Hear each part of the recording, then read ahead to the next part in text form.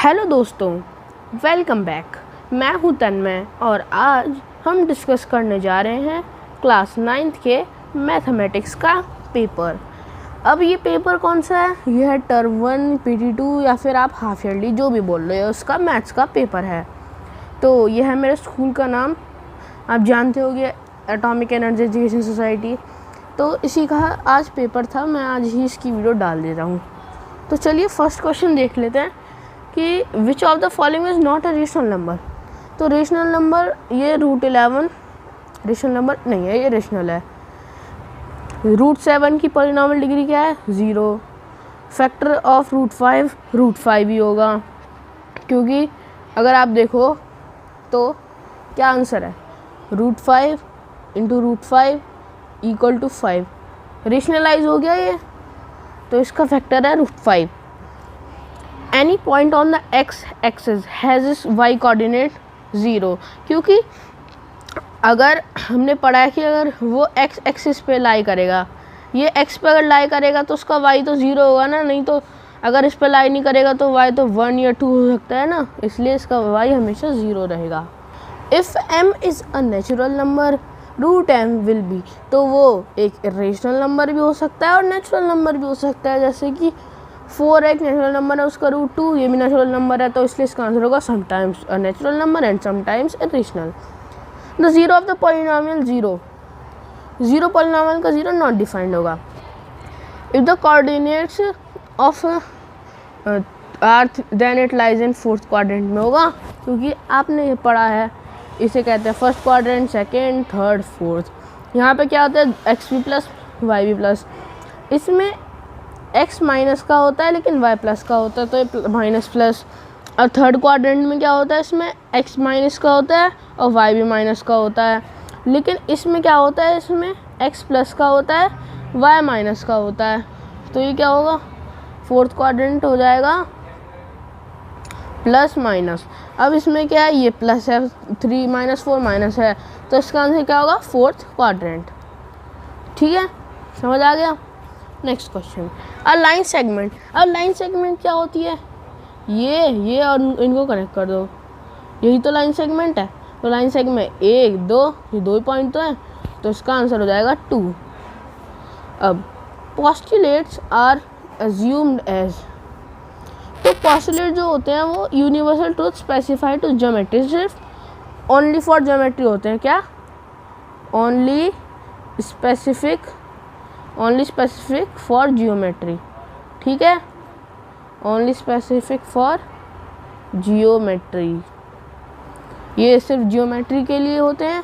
और अगर इस जियोमेट्री के अलावा अगर इसका आंसर अगर यहाँ पे लिखा रहता एक्सियोम, तो एक्सियोम के लिए होता है universal truth in all branches of mathematics. Next question, if one of a linear pair is acute, अगर एक एक्यूट होगा तो ऑब्वियस बात है दूसरा ऑब्ट्यूस होगा। और अगर हम देखें तो xy = yz, तो अपोजिट एंगल इक्वल होता है। ये थ्योरम आपने देखी थी, तो इस वजह से एंगल x की वैल्यू आएगी 80 degree. Distance of point P -5, 2 from y axis, तो y एक्सिस 2, तो आंसर क्या हो जाएगा, 2 यूनिट हो जाएगा। हाउ मेनी सॉल्यूशंस, आप देखिए लीनियर इक्वेशन, इसमें 2 वेरिएबल हैं, तो उसके इनफाइनाइटली मैनी सॉल्यूशंस हो सकते हैं। जैसे मान लो x + y = 0, ठीक है, x की वैल्यू 1, y की वैल्यू 1, x की वैल्यू 2, y की वैल्यू 2, ऐसे कर करके हम कितनी भी ज़्यादा इनफाइनाइट सॉल्यूशन निकाल सकते हैं। ऐसे ही any point on the y axis in the form of, अब y एक्सिस पे अगर कोई होगा, तो अभी हमने पढ़ा था x पे था, y पे 0, अब y पे तो x 0 हो जाएगा, तो इसका आंसर क्या होगा, 0, y। If one angle of the triangle is equal to sum of, देखो हमने पढ़ा है एंगल सम प्रॉपर्टी, ठीक है। अब एंगल सम प्रॉपर्टी में ऐसा होता है कि जितने भी एंगल होते हैं ना, angle A plus angle B plus angle C, इसकी वैल्यू आती है 180 डिग्री। तो इसमें पूछा है कि अगर angle A plus angle B is equal to angle C है, तो वो ट्रायंगल कैसा होगा। भाई ऑब्वियस ही बात है, अगर ये होगा तो ये इसके हाफ होगा, इसका मतलब कि angle A plus angle B 90 होगा। और अगर इसके 90 होगा तो इसका मतलब कि तीसरा एंगल 90 डिग्री होगा पूरा। तो फिर इसका आंसर क्या होता है, राइट एंगल ट्रायंगल में ऐसा होता है, तो इसका आंसर हो जाएगा राइट ट्रायंगल।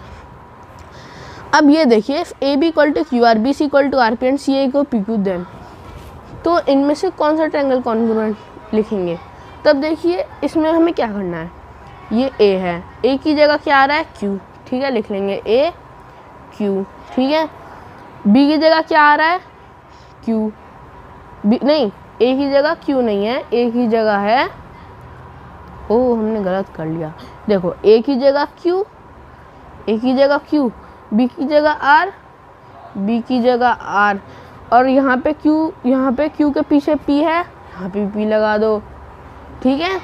और यहाँ पे पी की जगह सी है, ठीक है।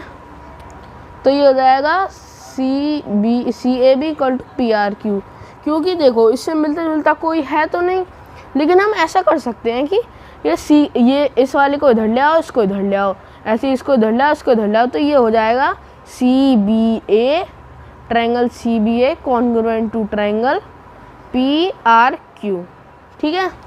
नेक्स्ट क्वेश्चन पे चलते हैं।